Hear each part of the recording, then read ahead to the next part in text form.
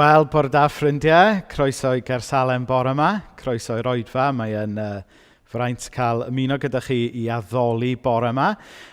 Bydd Robin a'r band yn arwain yn addoliad ni mewn munud, a mi fydda i yn rhannu gair a rhannu rhai ffilmiau nes ymlaen hefyd. Ond cyn bod ni'n mynd ymlaen, dwi jyst eisiau croesawu pawb. Yn arbennig, dwi eisiau croesawu'r teuluoedd a'r plant sy'n gwylio. A dwi jyst eisiau gosod tasg i chi bore yma, i chi gael ymuno gyda ni yn y daith a'r stori sydd gyda ni bore yma. Nes ymlaen, byddwn ni'n clywed Dameg gan Iesu. Dameg sy'n sôn am bysgota. Felly bore yma, dwi eisiau chi adeiladu rhwyd pysgota. Nawr, i chi'r plant hun, falle allwch chi ffeindio rhaff neu cortyn, string o gwmpas y tŷ, a wneud rhyw fath o rhywbeth sydd fel, beth di enw'r siap yma, fel lattice, dwi'n siŵr, y math yna o rhwyd. Ond falle'r plant llai bod torri strips o bapur a gosod allan fel grid yn haws. A wedyn, croeso i chi yn ystod y bore danfon llun o beth ydych chi wedi creu i fi, a newn ni weld beth sydd wedi dod mewn ar y diwedd. Ond newn ni jyst cael gair byr o weddi nawr cyn bod ni yn handio drosto i Robin a'r band. O Dduw Dad, da ni'n diolch bod ti yn Dduw da. Da ni gyd wedi dod yma bore yma, neu'n gwylio adre o fyd prysur, byd sydd yn chwyrlio o'n cwmpas ni, yn aml yn llawn pryderon. Ond o Dduw Dad, bore yma, da ni'n camu mewn i freichiau yn tad yn y nefoedd. I gael yn herio, ond y fwy o pwysig i gael yn cysuro a'n bendithio gen ti. Felly o Dduw Dad, da ni'n gwahodd ysbryd i fod yma gyda ni a gyda phawb sydd yn gwylio ac yn addoli ac yn ymuno adre nawr. Bendithio'n amser ni bore yma yn enw Iesu. Amen.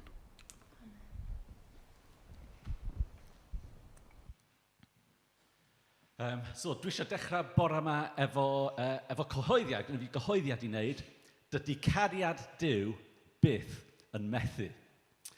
A gyda ni Dduw yn y nefoedd sy'n caru ni, sydd o'n plaid ni. Mae gariad yn fwy na gweithred, sef rhywbeth mae'n ein i wneud, dyna i natur o, cariad ydi o. A mae'n caru ni. Felly, yn y cyfnod anodd yma, efo'r pandemig yma, beth bynnag da ni'n mynd trwyddo, achos o'i gariad, sydd byth yn methu, mae o efo ni.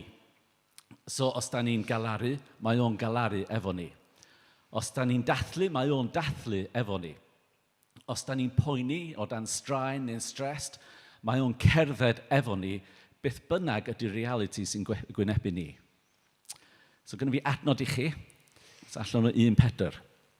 Ond da chi'n bobl sydd wedi'ch dewis yn offeiriaid i wasanaethu'r brenin yn genedl sanctaidd, yn bobl sy'n perthyn i Dduw. Eich lle chi ydy dangos i eraith mor wych ydy Duw, yr un alwodd chi allan o'r tywyllwch i mewn i'w olau bendigedig. Felly, gadewch i ni addoli ein Duw sydd yn gariad ac yn adnabod ni fel unigolion ac yn caru ni. Rwan, da ni'n neud hwn mewn ffordd ar-lein ar Facebook a pethau, a mae hwnna'n really great, cos mae'n gallu ni gael gwasanaeth. Ond dwi eisiau nogi chi heddiw yma, bore yma, i really camu mewn i addoli. Mae'n hawdd iawn medru eistedd yn ôl a bod yn just yn gwylio. Ond gadewch chi ni gymryd yr amser bore yma i alla sefyll, ond i gamu mewn ac i addoli efo popeth sydd gynnon ni. So gadewch chi ni addoli, gadewch chi ni bwyso mewn efo'n gilydd.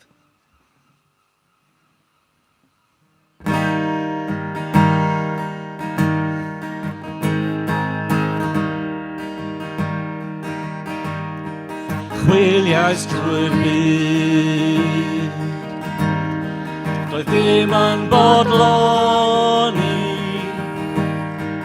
canmoliaeth Duw, trysorau byd, a'r cwbl mor wan. Yna hyffyrddais ni.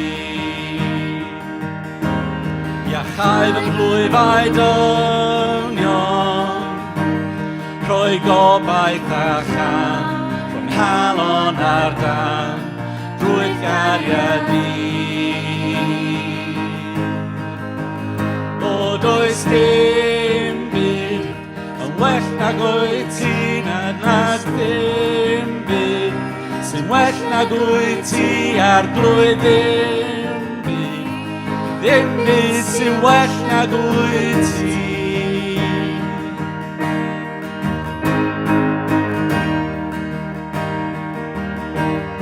Sgen i ddim dangos fy mwendid a methiannau I gyd a weli yn glir os cael I fynd ffrid achos Duw y mynyddol ydy Duw y dyffrynnoedd does dim un man ar trigaredd a gras cadw yn sam. O does dim byd yn well nag wyt ti, does dim byd yn well nag wyt ti ar glwydd ddim byd yn well nag wyt ti. Does dim byd. O does dim byd sy'n well nag wyt ti na does dim byd yn well nag wyt ti ar glwydd ddim byd sy'n well nag wyt ti.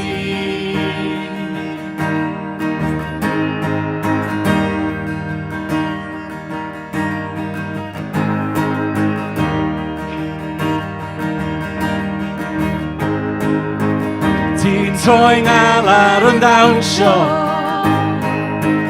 ti'n troi mewn yn llellidw, ti'n troi cwilydd yn obaith, dim ond ti sy'n gallu gwneud. Ti'n troi ngel ar yn dawnsio, ti'n troi mewn yn llellidw, troi cwilydd yn obaith, dim ond ti sy'n gallu gwneud. Ti'n troi beddau yn erddi, ti'n troi esgyn yn byddi, ti'n troi moroedd yn brethyr, dim ond ti sy'n gallu gwneud.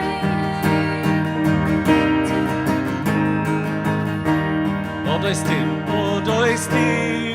byd yn well nag wyt ti a does dim byd yn well nag wyt ti ar glwydd ddim byd sy'n well nag wyt ti. Na does dim byd yn well nag wyt ti ar glwydd yn well nag wyt ti ar glwydd ddim byd yn well nag wyt ti. Ti'n troi beddau yn erddi, ti'n troi esgyn yn byddi, ti'n troi moroedd yn brethyr, dim ond ti sy'n gallu gwneud, dim ond ti sy'n gallu gwneud, dim ond ti sy'n gallu gwneud. Blwydd ddyn ar oll dyfal, prian esgyn am calon a'n rhyd, mawr wyt ti o.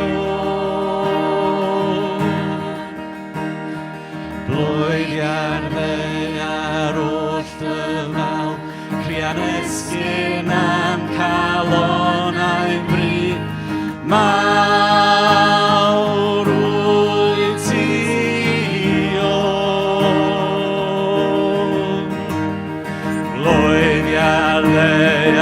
holl dyfal, rhian esgyn a'n calon a'n bryd. Mawr wyt ti o dy wynt di sy'n omni. Wnawn ni dywallt ein mawl, tywallt ein mawl dy wynt di sy'n omni. Wnawn ni dywallt ein mawl I ti'n unig.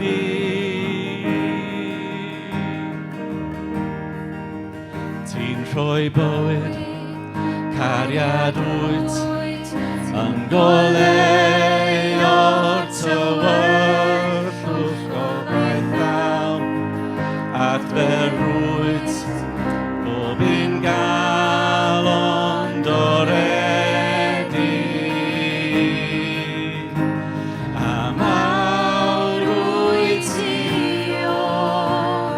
Ti'n rhoi bywyd, cariad wyt, yn golau o'r tywyrllwch gobaith lawn, adfer rhwyd, bob un galon doredig. A mawr wyt ti o. Dy wynt di sy'n omni. Wnawn ni dywallt ein mawl, tywallt ein mawl dy wynt di sy'n omni. Wnawn ni dywallt ein mawl I ti'n unig. Dy wynt di sy'n omni. Wnawn ni dywallt ein mawl, tywallt ein mawl dy wynt di sy'n omni. Wnawn ni dywallt ein mawl I ti'n unig.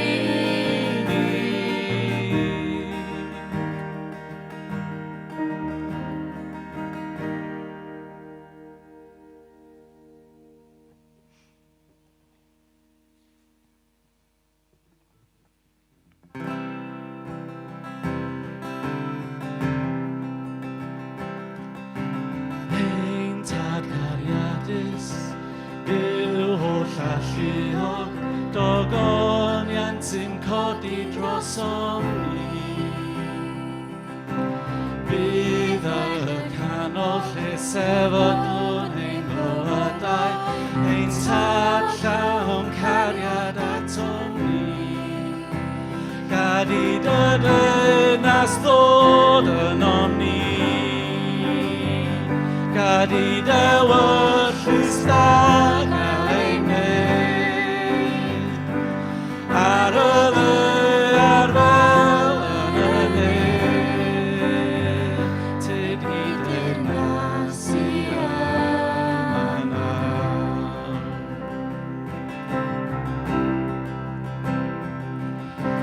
Rhoi ni heddiw o'r ystorf a mor helaeth, ti yw'n darparwr am Rhan. Ti'n cadw ni rhag syrthio yn ein profedigaeth, rhyddhanu o afal yr ungrw. Gad I dy dynas ddod yn omni, gad I dywyrllus da gael ei wneud. Ar y ddaear fel yn y nid, tyd I dynas I yma nawr. Da ni isio gweld y ddau oni di, da ni isio gweld y dosturi di, dy garedigrwydd atom ni. Da ni isio gweld y hybwed di, da ni isio gweld y iachad di, I gario dy dynas yn omni, I gario dy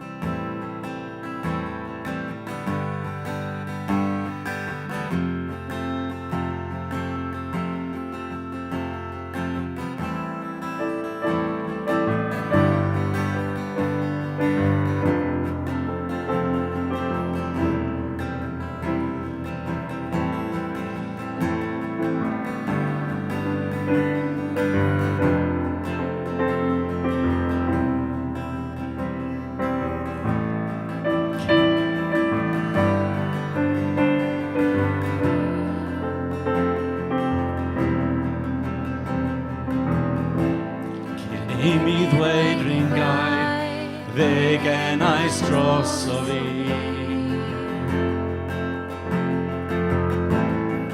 Ti di bod mor dda i fi.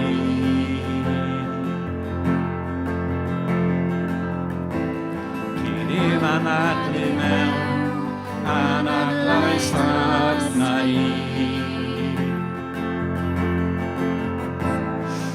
Ti di bod mor hael ata i. O, ma mor rhyfeddol, mor aruthrol, gariad gwyllt fy niw. O, mae'n brwyd rhwng ddyfal, chwilio amdanaf,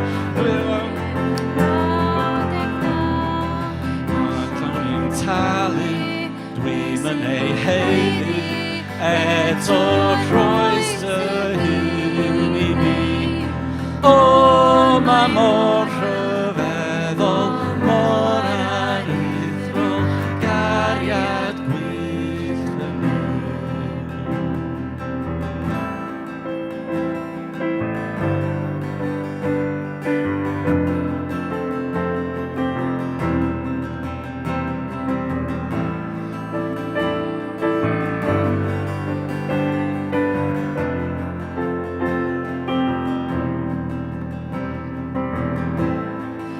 Elin o ni, rhwyd drais dim hach i mi.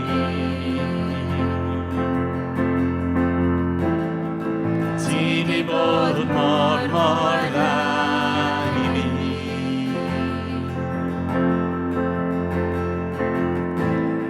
Ro'n i'n teimlo'n ddiwerth, telais dy pris i mi.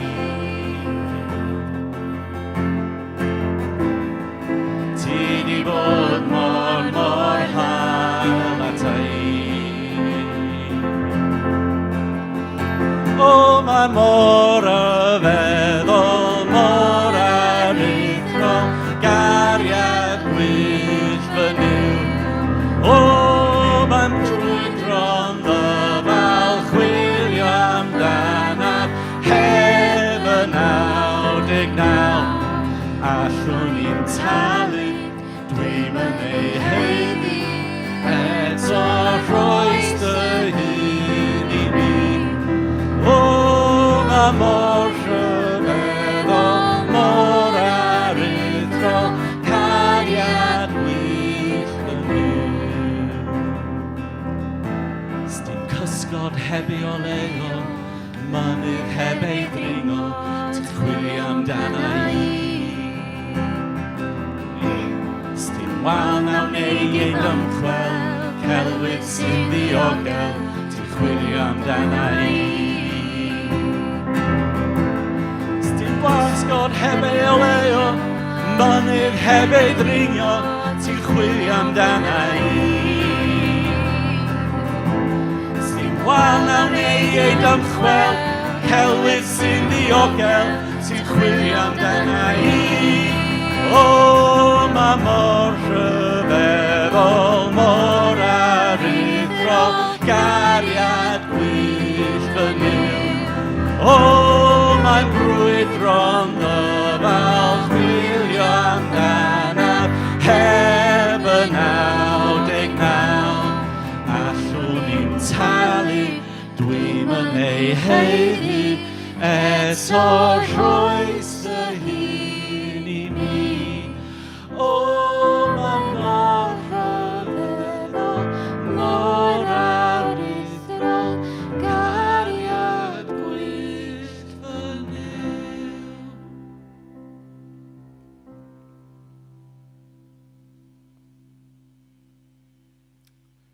Amen.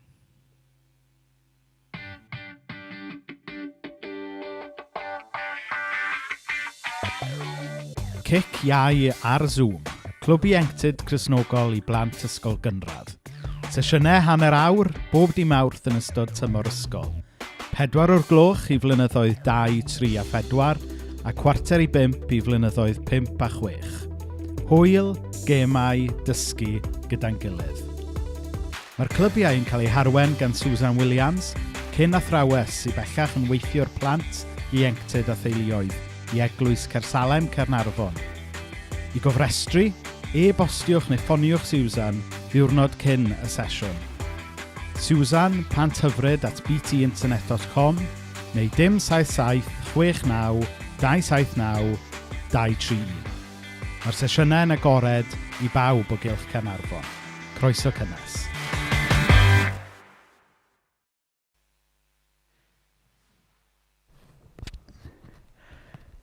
Gwych. Diolch fawr iawn i'r band. Diolch fawr iawn, boys, am arwain i mor arbennig bore yma. A arwain i mewn i le o'n i eisiau mynd â ni yng ngweddill yr Oedfa i ddweud y gwir, felly mae hwnna'n ffantastig. Diolch hefyd i Siw am y gwaith mae hi'n neud efo'r clybiau plant yma sy'n nawr yn dechrau lan. Dych chi newydd wylio hysbyseb am rheina. A hefyd pythefnos i heddiw bydd y llanllanast nesaf. Felly allwch chi fynd i cersalem.com a wedyn clicio'r llanllanast i gofrestru ar gyfer hwnna hefyd. Dwi'n meddwl o ran y casgliad, mae Arwel mynd i roed y manylion ar y sgrin nawr. Da ni ddim yma i gael eich pres chi, da ni yma jyst i fwynhau eich cwmni a'ch bendithio chi, ond os ydych chi yn rhan o deulu Cersalem ac yn dymuno rhoi i waith yr eglwys bore yma, yna allwch chi wneud hynna drwy neges destun neu i gychwyn rhoi yn rheolaidd, allwch chi fynd draw i'r wefan. Jyst atgoffa ynglyn â gweithgaredd y plant bore yma hefyd. Byddwn ni'n edrych ar Dameg mewn munud am bysgota. Felly, sialens i chi blant bore yma yw i wneud rhwyd bysgota. Nid y math o un oeddech chi yn cael yn Llandudno i ddal crancod slawer dydd, ond rhwyd fawr sy'n sort of y siap yna. So, dyma oedd y tempt gorau fi neithiwr. Chi gweld mai nid arts and crafts ydy cryfderau fi. Ond rhai o'r plant hun, falle allwch chi wneud allan o raff neu allan o gortyn neu string sydd o gwmpas y tŷ, a falle rhai o'r plant llai allwch chi gofyn am help mam a dad neu nain a taid i torri strips o bapur a wedyn glido nhw nôl at ei gilydd mewn i siap tebyg i hynna. A wedyn allwch chi danfon lluniau mewn i fi ar WhatsApp erbyn y diwedd bore yma a newn ni weld beth sydd wedi dod mewn. Gewn ni blygu pen mewn gweddi cyn bod ni'n cario ymlaen. Wel, y Dduw Dad, da ni yn diolch eisoes am y cyfle da ni wedi cael i addoli. Nid i ystod nôl ac edrych mewn ar dy bethau di ac arno ti, ond cyfle i sefyll fyny ac am i mewn i dy bresenoldeb di. O Dduw, bydd gyda ni nawr yn arbennig wrth i ni edrych ar y gair. Ac o Dduw Dad yn ostynedig, mi ydw i yn cyffesu fod y Dameg yma yn un anodd i'w dallt a'i cymhwyso ac i weld beth yw'r neges i ni o Dduw Dad. Felly ni'n gofyn am help yr Ysbryd Glân yn fwy na'r arfer falle bore yma wrth i ni drio dysgu gyda'n gilydd bore yma a gweld beth yw y neges gobaith gen ti i ni o dy air bore yma. I ni'n gofyn hyn yn enw arbennig Iesu. Amen. Felly, ar hyn o bryd, da ni yn mynd trwy gyfres o'r enw Rhwng Bethlehem a'r Groes. Sef rhywbeth da ni literally wneud rhwng Nadolig a'r Pasg, ond yn arbennig oherwydd bod ni'n edrych ar fywyd a dysgeidiaeth Iesu, yn arbennig rhai o Damhegion Iesu. A'r Dameg sydd gyda ni bore yma ydy Dameg y rhwydi sy'n dod o Mathew 13. Ond cyn i ni wneud y darlleniad, newn ni jyst atgoffa'n gilydd beth yw Dameg. Ffilm gan Tora. Pause, iawn. Ti'n be, newn ni ffilm gan Tora. Diolch. Helo, Tora dwi'n, a dwi'n swnio licio rannu rhywbeth efo chi sy'n bwysig i mi ar hyn o bryd. Rhywbeth dwi'n wir yn gwerthfawrogi ydy cymdeithas efo Cristnogion eraill. Dwi'n credu bod Dyw isio i ni treulio amser efo'n gilydd, bod efo'n gilydd, a rannu pwyntiau gweddi efo'n gilydd, ac mae hynny yn gweithio ar-lein hefyd, of course. Mae Dyw yn gwrando pan mae un person yn gweddio, of course, ac yn aml iawn mae o'n ateb gweddio unigolion. Dyw ddim angen i ni siarad am amser hir neu fel grŵp anferth. Mae o'n clywed pan da ni'n gweddio fel unigolion yr un fath a y grŵp mawr. Ond pan da ni'n rhannu a gweddio efo'n gilydd, mae gweddi yn creu egni a mae'n creu cymdeithas.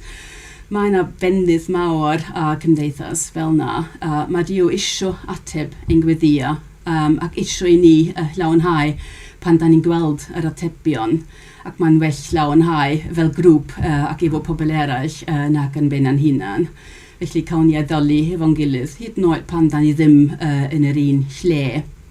Dwi'n gweld atebion neu feddi yn aml iawn mewn 2 grŵp sydd gennym ni ar WhatsApp hyn o bryd. Un grŵp gweddi merched sy'n gyfarfod unwaith y wythnos ar WhatsApp. Da ni'n just yn sgwennu i lawr pwyntiau gweddi. Mae pawb yn gweddio ar wahân a da ni'n rannu pryderon ac pethau da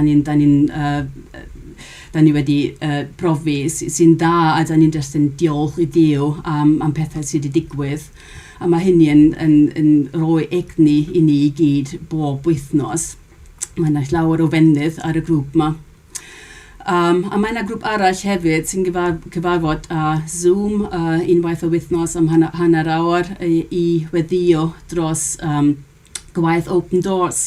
Mae Open Doors yn cyhoeddi gwybodaeth am wledydd eraill ledled y byd lle mae Cristnogion yn cael eu herlyd.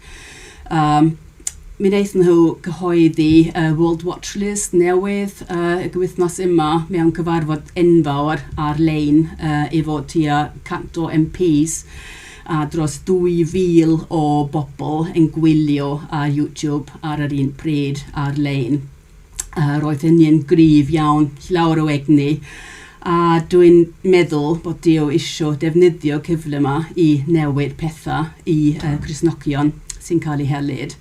Mae cymaint o pobl yn rannu pryder mawr am y pobl felly a dwi'n gweld y sefyllfa yn symud ymlaen. A da ni'n edrych ymlaen at gweld y gwahaniaeth yn y dyfodol. Felly, os da chi eisiau ymuno ar y grŵp Open Doors, gweddi Open Doors, bydd croeso mawr I chi. Fel arall, beth am creu cychwyn grŵp gweddi ar-lein newydd eich hunan efo ffrindiau, ella grŵp bach, grŵp mawr, does dim ots. Mae yna bendydd mawr a grwpiau gweddi ar-lein fel hyn. Mae'n ffordd da I cysylltu efo eraill ac mae'n ffordd da I cysylltu efo Dyw hefyd. Diolch am gwrando. Gret. Diolch fawr iawn Tora am rhannu fel yna. Ac yn ystod y tymor byddwn ni yn cael, dwi'n meddwl bob yn ail wythnos, da ni'n planio cael gwahanol bobl o'r grwpiau cymuned I rhannu. Beth sy'n mynd ymlaen yn grwpiau cymuned a rhai o'r passions sy'n gan gwahanol aelodau o'r eglwys yma yng Nghaersalem. Oherwydd, fel nath Robin grybwyll yn gynt, da ni eisiau gwneud o'n amlwg, mae nid just eglwys I just yn broadcastio am awr ar ddydd Sul I ni, ond yn ystod da ni'n gymuned o bobl yn byw bywydau bob dydd ac yn llawn pobl efo passions gwahanol ynglyn â be mae Dyw yn gwneud. A gobeithio yn yr eitemau byr yna, fel dych chi newydd glywed, gewch chi flas o hynna yn ystod y tymor, a tro nesaf na I gofio bod o'n dod lan.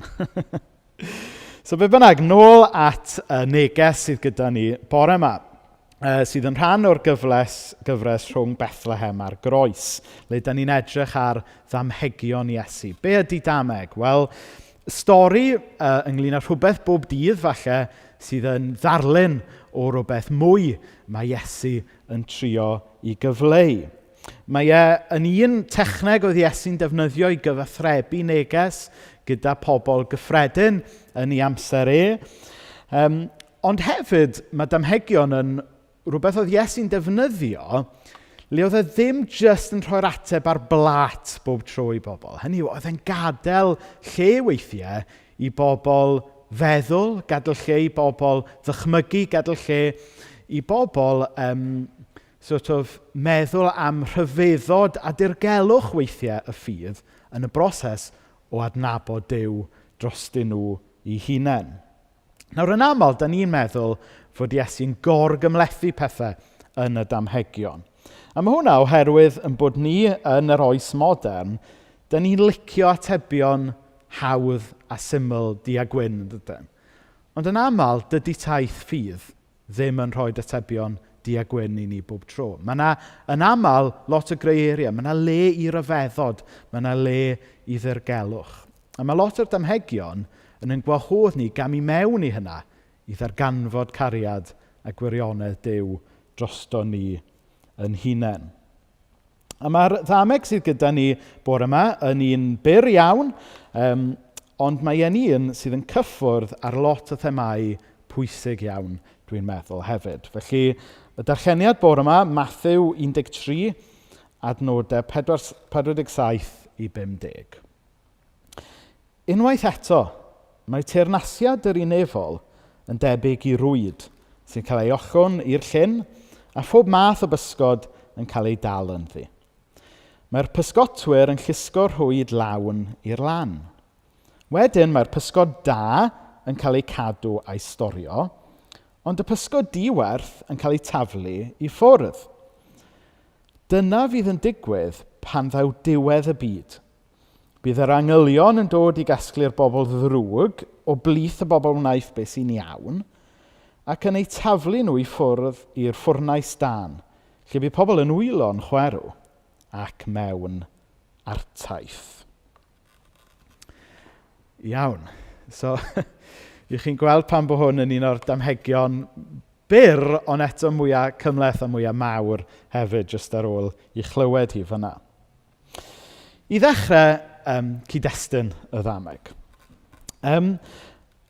Gweitha pwysigrwydd pysgota i bobl Galilea, dyma yw'r unig ddameg mae Iesu'n defnyddio pysgota fel delwedd. A mae hwnna'n od, os chi'n meddwl am y peth. Oedd lot o ddisgyblion cyntaf Iesu yn bysgotwyr. Oedd lot o ddilynwyr cyntaf Iesu'n bobl lle oedd diwylliant pysgota'n rhywbeth mawr iddyn nhw. Ond hwn yw'r unig ddameg mae Iesu yn defnyddio pysgota fel delwedd ynddo fe. Felly mae e'n sefyll allan am hynny. Mae e'n sefyll allan hefyd oherwydd bod e'n un byr iawn, fel i chi newydd glywed. Ond mae e'n sefyll allan hefyd achos fod Iesu yn cynnig rhyw fath o esboniad, ond eto mae'r esboniad, fel y gwelwn ni mewn munud, yn gadael y drws ar agor i lot o ddyfalu a gadael i ni drio gweithio mas beth sy'n mynd mlaen hefyd. So, y rhwyd bysgota i ddechrau. Nawr, pan i ni'n meddwl am rhwyd bysgota, os ydych chi fel fi wedi ges i magu yn Aberystwyth, tref digon tebyg i Llandudno neu Rhyl, probably, dydy Aberystwyth fel slightly fwy upmarket i Rhyl, no offence. Ond, a Llandudno, ti hanner ffordd rhwng y ddau falle? Na ni, mae un o foes Llandudno tu ôl y camera bore yma. Ond be bynnag, pan i chi'n fach falle, cofio mynd ar wyliau i tref Glan y Môr, falle bod chi'n cofio yr rhwyd pysgota na, oedd fel bamboo stick, a wedyn rhyw rhwyd bach ar y pen. Hynny yw bod e'n rhyw rhwyd penodol i ddal rhywbeth penodol, fel arfer crancod. A dwi'n cofio mis Awst pan oedden ni'n rhydd i deithio, mynd lawr i Aberystwyth a mynd i Borth a dal lot o grancod gyda'r bechgyn oedd yn lot o hwyl. Ond basically, nid y math yna o rwyd oedd pobl yn defnyddio i bysgota yn amser Iesu. Ond yn hytrach, oedd e'n rwyd o'n nhw'n galw yn sagenau, neu yn Saesneg dragnet, sef rhwyd enfawr. Bysa gyda fel corcyn ar hyd y top, a wedyn plwm ar hyd y gwaelod, a bydde fe'n cael ei ochwn mewn i'r môr neu'r llyn, a wedyn 2 gwch y 2 ochr ohono fe, a wedyn bydden nhw'n dragio y rhwyd i mewn i'r lan, a bydde'r rhwyd yma yn llythrenol yn dal popeth oedd yn ei ffordd e. Mae'n debyg oedd yna 24 math gwahanol o bysgod yn môr Galilea yn amser Iesu, a mi fydde'r rhwyd yma yn dal pob un ohonyn nhw.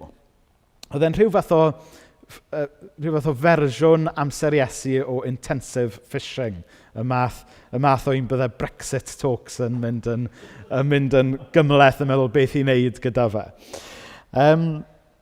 Ond beth bynnag, oedd yr rhwyd yma, oedd e'n dal popeth. A wedyn, ar ôl cyrraedd y lan, bydde y pysgotwyr wedyn yn sortio fe allan. Oedden nhw'n sortio y pysgod oedden nhw'n cadw, a wedyn oedden nhw ddim jyst yn taflu'r pysgod oedd falle wedi marw neu oedd wedi pydru, ond bydden nhw hefyd yn taflu pysgod. Falle oedd yn hollol iawn, ond yn ôl i traddodiadau deddfe ddewig nhw, oedden nhw ddim yn cael i byta nhw, felly oedden nhw'n cael eu taflu nôl i'r môr hefyd. So, dyna yw'r stori. Mae'r rhwyd mawr yma'n dal popeth oedd yn ei ffordd. Y rhai yn rai da oedden nhw'n cadw, rhai yn rai oedden nhw'n taflu i ffwrdd. Ond wedyn mae'r Dameg yn cymryd, mae'n troi o fod yn stori neis ynglyn â pobl yn pysgota, i fod yn Dameg eitha brawychus ar rywydd wrth i Iesu gynnig yr esboniad yma. Dyna fydd yn digwydd pan ddaw diwedd y byd. Bydd yr angylion yn dod i gasglu'r bobl ddrwg o blith y bobl wnaeth beth sy'n iawn, ac yn ei taflu nhw i'r ffwrnais dan, lle bydd pobl yn wylo'n chwerw ac mewn artaith. Nawr, trwy hanes, mae'r geiriau yma gan Iesu wedi cael eu dehongli mewn ffyrdd gwahanol gan bobl gwahanol mewn ffordd gwahanol iawn. Beth neu pwy yw'r rhwyd yn y Dameg yma i ddechrau? Pwy yw'r bobl ddrwg o blith y bobl wnaeth beth sy'n iawn? A'i siarad mae Iesu fan hyn am y Phariseaid, yr arweinwyr crefyddol yn ei amser e, neu yw e'n siarad am bobl crefyddol yn gyffredinol?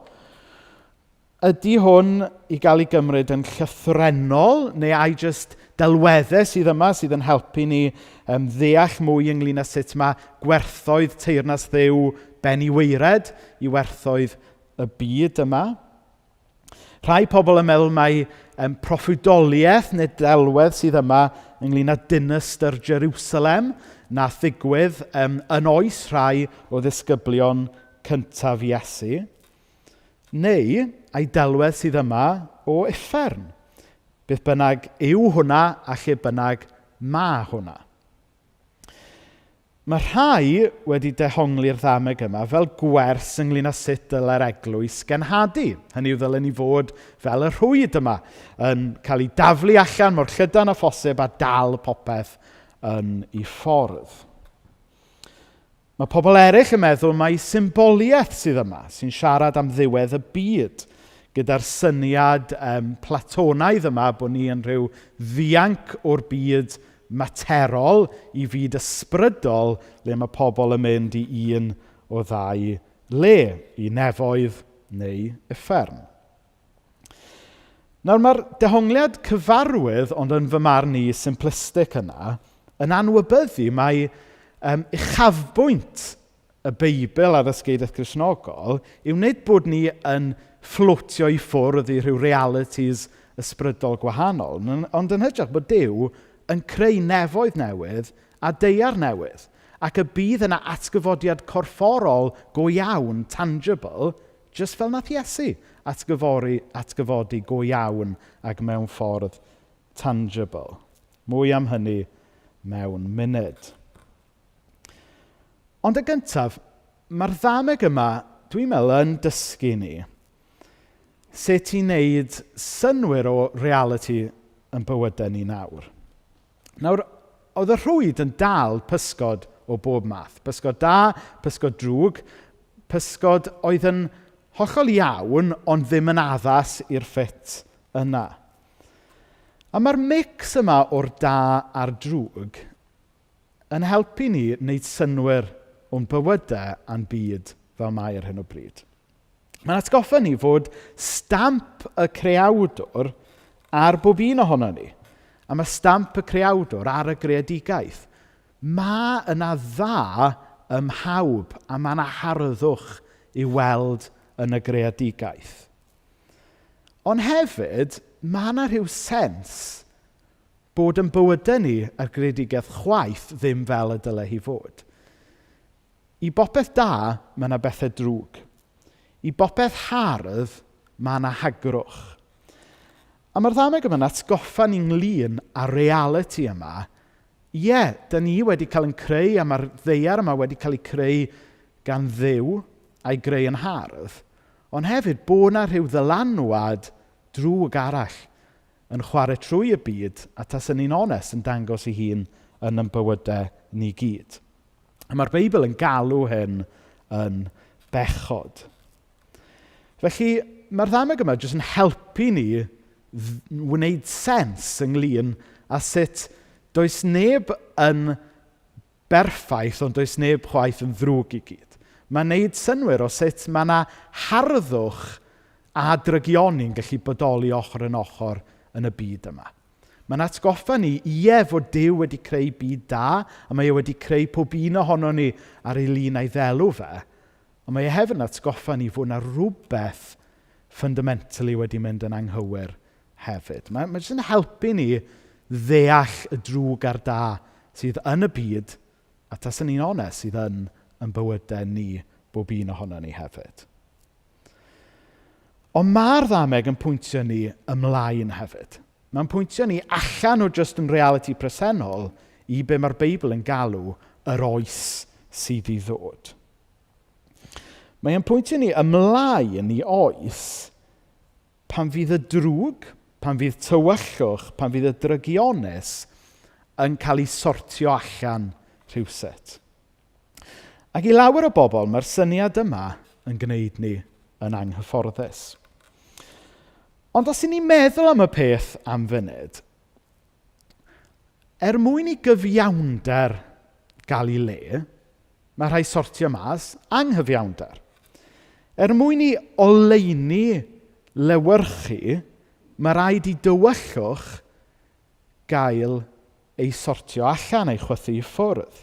Os ydy Duw yn Dduw da, cyfiawn, llawn cariad, mae rhaid iddo fe yn y diwedd ddelio gyda pob drygioni. Achos byddai'r nefoedd newydd a'r ddeiar newydd ddim yn lot o upgrade ar y sefyllfa presennol os bydde yna dal cysineb, trais, hiliaeth, hunanoldeb, camdrin ac yn y blaen, os bydde'r pethau yna dal yna. Ar ryw bwynt, mae rhaid i Duw, gyda'i farn cyfiawn cariadus, ddelio yn derfynol gyda'r holl bethau drwg yma. Rhywle ar hyd y ffordd, mae yna sortio allan mynd i ddigwydd.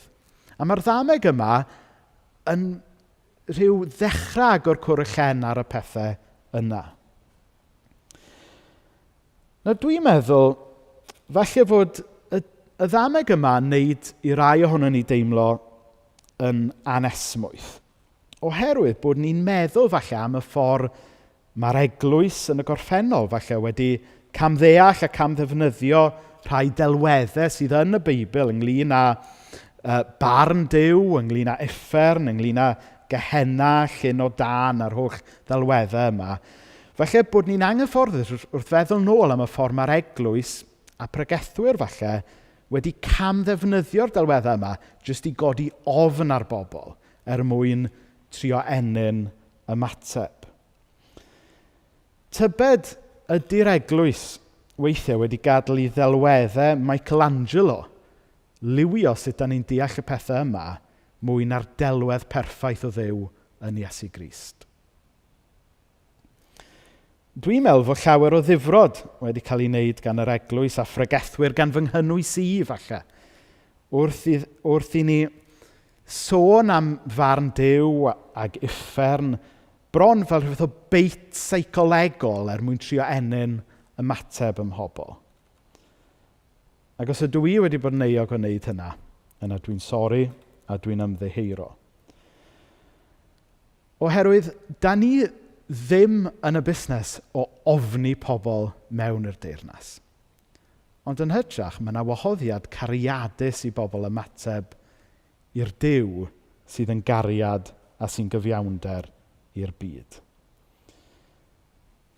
A dwi'n meddwl bod hwnna'n un o'r rhesymau pan bod lot o bobl yn ofn Cristnogion. Mae Duw cas yn creu Cristnogion cas, a mae Duw cariad yn enyn disgyblion sy'n llawn cariad.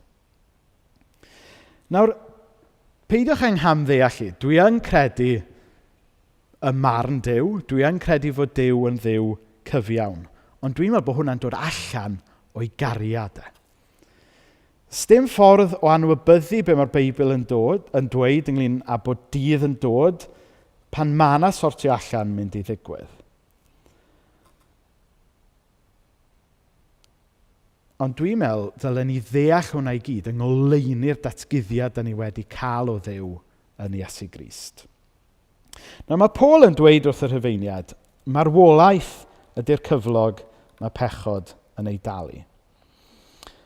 Hynny yw, mae popeth drwg, mae pechod, marwolaeth, dynyster, mae'r cyfan i gyd yn mynd i farw yn y diwedd. Neu fel mae datguddiad yn sôn am, yr ail farwolaeth. Yn y diwedd mae ei gyd mynd i ddod i ben. Ond dwi'n meddwl mae'r patrwm yn y Beibl yw, pa mae Duw yn delio efo rhywbeth, pa mae Duw hyd yn oed yn dinistrio, mae e'n gwneud hynny mwyn creu rhywbeth newydd. Trwy y Beibl wrth ryfel Adda ac Efa, i hanes Noa, trwy'r hanes trist a gweidlyd yn yr Hen Testament, mlaen i ddinistyr Jerusalem. I ni'n gweld fod dinistyr a barn yn digwydd mwyn i fywyd newydd dorri trwyddo. A dwi'n meddwl fod y ddealltwriaeth yna o ddydd y farn yn neud fwy o synwyr ochr yn ochr ar gobaith am ddeiar newydd a nefoedd newydd. Mae pechod a tywyllwch yn mynd, yn cael ei sortio allan unwaith ac am byth, mwyn i fydd ddod, le na fydd poen, na fydd marwolaeth, a bydd Iesu hun yn sychu bob deigryn. Meddyliwch amdano fe fel hyn. Mae rhaid i ni fynd trwy y groes mwyn ffeindio maddeuant. A mae rhaid i ni, ar ddeiar yma, fynd trwy barn Duw mwyn gweld popeth yn newydd, mwyn i Dduw adfer popeth fel mae'r Beibl yn dweud. Ac felly, i fi, pan i fi meddwl am yr oes sydd i ddod, dwi ddim bellach yn ei ofni fe. Oherwydd, pwy di'n gweld yna i freichiau agored ydy Iesu Grist. Iesu sydd wedi delio gyda pob drygioni, Iesu sydd wedi atgyfodi fel rhagflas o'n atgyfodiad ni. A dwi'n meddwl mai beth sydd yn y ddameg yma felly ydy siars i ni beidio ddal gafel yn y pethau sy'n dinistrio ni. I ni beidio dal gafel yn y pethau sy'n mynd i farw yn y diwedd, a falle tynnu nhw lawr efo ni. A dyna hytrach beth sy'n yma ydy gwahoddiad i adael fynd ar y pethau yna a gafel ar y Duw yn Iesu Grist sydd wedi'n caru ni, sydd wedi'n prynu ni, a sy'n addo creu popeth yn newydd. Ar y dydd yna, bydd Iesu yn clirio y ffordd, bydd yn gweinyddu barn, a bydd hwnna'n farn gyfiawn. Bydd yn dinistrio, ond bydd e'n dinistrio mwyn creu rhywbeth newydd. A mae yna wahoddiad i bob un ohono ni drwy ffydd ymateb i'r Duw yna sy'n barnu trwy ei gariad.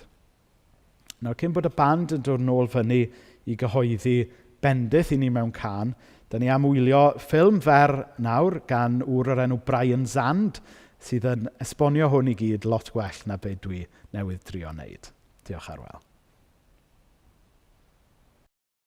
What does Jesus want? Jesus wants to heal the harms. He wants to He wants to set things right. He wants to show us that God has never been against us, that God has never hated us. He wants to show us that what we call the wrath of God is simply the result of us going against the grain of God's universe, which is love. If you go against the grain of the universe, which is love, you're going to pick up shards of self-inflicted suffering. You can call that the wrath of God if you like. Sometimes the Bible does, but let's understand what it is. It's simply the result of going against the grain of the universe and picking up those shards of self-inflicted suffering. I think that what Jesus wants to show us is that God is not mad at us. He's never been mad at us. That God's only disposition towards us is one of love, and that if we'll begin to orient our life toward the love of God, we can be healed, and we can stop hurting others, and we can be a part of helping heal our broken world. How far does love go? Love goes as far as God goes, because God is love. And that's kind of what I'm betting on. I'm betting on that when John the Apostle said God is love, and then 7 verses later said, I'm going to say it again, God is love. I think he was smart enough to know that's a very daring statement, and he said it twice and didn't flinch. I'm going to bet that that's true. And it's what gives me hope. And I think it's what Julian of Norwich must have seen when she said, and all shall be well, and all shall be well, and all manner of things shall be well. Amen, brother. Amen.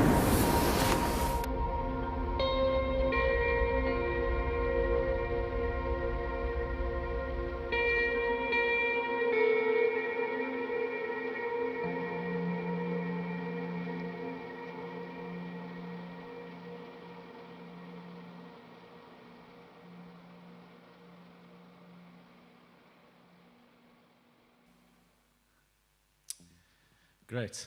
So just cyn I ni ganu yn ganol a ni, ga jyst atgoffa chi o'r clwb coffi.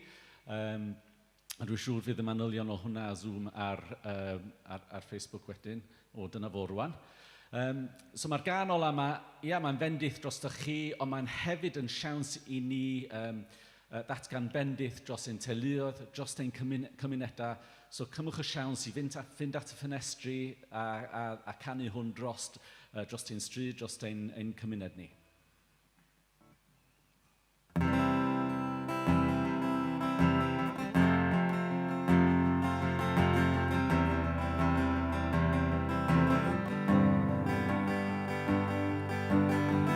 Bydded i'r arglwyr, dy bendithio, a'ch gadw a llewyrchu ei wyneb arna ti, a bod yn raslon, ac edrych arnat, a rhoi her I ti.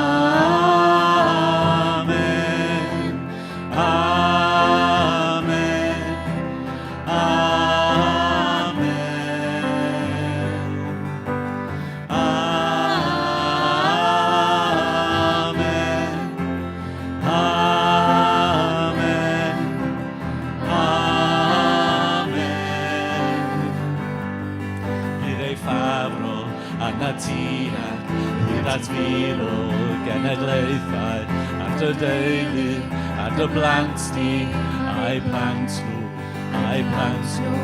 Bydd ei ffafro arna ti ac hyd at mil o genedlaethau a dy deulu a dy blant ni, a'i plant nhw, a'i plant nhw, a'i bresenoldeb o dy blaen di a tu ola wrth dy ymyl ac oedd gwmpas ac oedd fewn di mae o gyda ti, gyda'r bore, gyda'r nosa, gyda'r ffinda, gyda'r floda, gyda'r ddwylo, gyda'r lenydd, mae o'ch blaid di, mae o'ch blaid di, mae o'ch blaid di, mae o'ch blaid di, mae o'ch blaid di, mae o'ch blaid di, mae o'ch blaid di, mae o'ch blaid di.